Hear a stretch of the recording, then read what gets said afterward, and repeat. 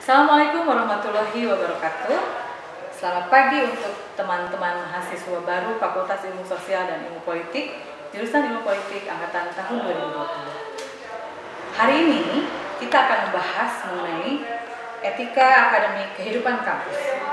Nah, ketika berbicara etika, tentu saja ini teman-teman sudah tahu ya bahwa kita tidak boleh menyalahi norma kesopanan yang ada di lingkungan masyarakat kita. Nah, ini bagaimana dengan etika di kampus? Tentu saja berarti untuk etika kampus ini teman-teman harus mengikuti seluruh peraturan yang kemudian sudah dikeluarkan oleh Universitas Siliwangi. Ini salah satunya yang sudah saya jelaskan mengenai pedoman akademik yang ada di Universitas Siliwangi. Hal ini berlaku tidak hanya untuk teman-teman saja sebagai mahasiswa, tapi juga untuk kami sebagai dosen. Nah, untuk etika kehidupan kampus ini, teman-teman harus mengikuti nilai-nilai yang sudah diterapkan di dalam pedoman akademik. Ini salah satunya mengenai bagaimana berlaku sebagai mahasiswa, kemudian bagaimana mengikuti kehidupan di kampus. Itu pasti akan berbeda dengan kehidupan teman-teman di luar kampus. Yang paling penting, teman-teman tidak boleh melakukan pelanggaran sesuai dengan yang dicantumkan di dalam pedoman akademik.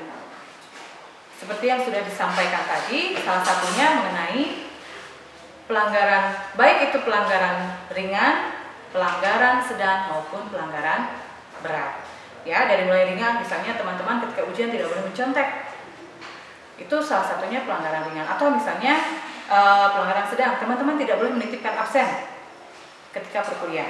Atau misalnya pelanggaran berat, teman-teman tidak boleh melakukan plagiarisme. Karena apa? Plagiarisme itu termasuk pelanggaran berat. Itu sudah saya sampaikan di awal bahwa di video sebelumnya bahwa untuk plagiarisme, teman-teman bahkan untuk sanksinya itu bisa dikeluarkan atau kemudian statusnya diberhentikan sebagai mahasiswa Universitas Siliwangi. Nah, kemudian untuk etika yang lain saya kira ini sama dengan nilai-nilai dan norma-norma yang ada di masyarakat.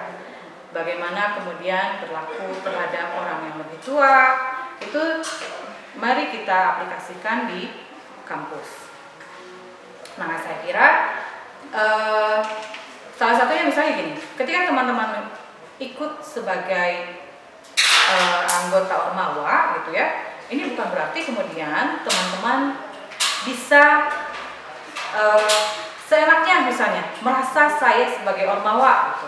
Akhirnya teman-teman merasa tidak perlu kemudian sopan terhadap orang yang lebih tua gitu, atau misalnya terhadap dosen itu disamakan dengan hubungan teman-teman dengan teman sebaya gitu, dengan teman sendiri. Nah, hal tersebut saya kira di dalam kehidupan kampus, dalam kehidupan etika di dalam kampus ini perlu ada perbedaan.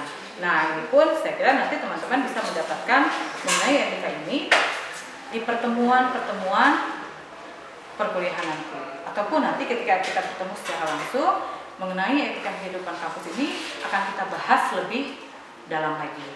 Saya kira untuk video untuk pemaparan saat ini kita cukupkan sampai di sini. Nanti kita bisa berdiskusi lebih lanjut di pertemuan selanjutnya. Dan tentu saja saya menginginkan pertemuan itu kemudian ini pertemuan yang bisa secara langsung.